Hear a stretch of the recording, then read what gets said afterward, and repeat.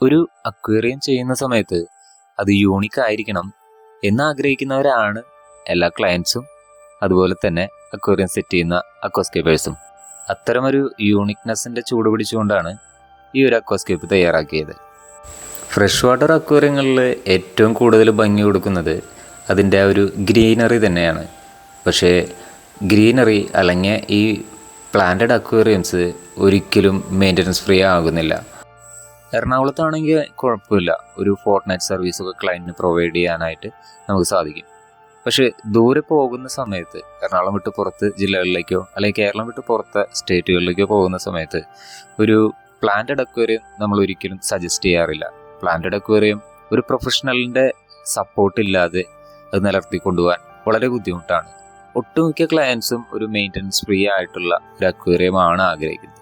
അതുകൊണ്ടാണ് റിയൽ ഒരു പ്ലാന്റഡ് ടാങ്കിൻ്റെ അല്ലെങ്കിൽ റിയൽ ഒരു മോസിൻ്റെ ഗ്രീനറി പ്രദാനം ചെയ്യുന്ന ആർട്ടിഫിഷ്യൽ മോസ് ഉപയോഗിച്ചുകൊണ്ട് ഇത്തരമൊരു സ്കേപ്പ് നമ്മൾ തയ്യാറാക്കിയെടുത്തത്. ക്ലയൻറ്റ് ആഗ്രഹിക്കുന്ന ഏത് തരത്തിൽപ്പെട്ട മീനെയും ഗ്രീനറി നിലനിർത്തിക്കൊണ്ട് നമുക്കിതിൽ ആഡ് ചെയ്യാനായിട്ട് സാധിക്കും. ഗ്രീനറി നിലനിർത്തിക്കൊണ്ട് മെയിൻ്റനൻസ് ഫ്രീ ആയിട്ടുള്ള ഒരു അക്വേറിയം പ്രൊവൈഡ് ചെയ്യാൻ ഇന്ന് ഇന്ത്യയിൽ നമ്മൾ മാത്രമേ ഉള്ളൂ എന്നുള്ളത് അഭിമാനം കൊള്ളിക്കുന്നൊരു കാര്യം തന്നെയാണ്. അക്വേറിയം, ഫിൽട്രേഷൻ, ലൈറ്റ്, അക്വാസ്കേപ്പ്, ഫിഷ്, ഇതിലൊന്നിലും യാതൊരു തരത്തിൽപ്പെട്ട കോംപ്രമൈസും ചെയ്യാതെയാണ് നമ്മൾ ഈ വർക്ക് ഫിനിഷ് ചെയ്തത്.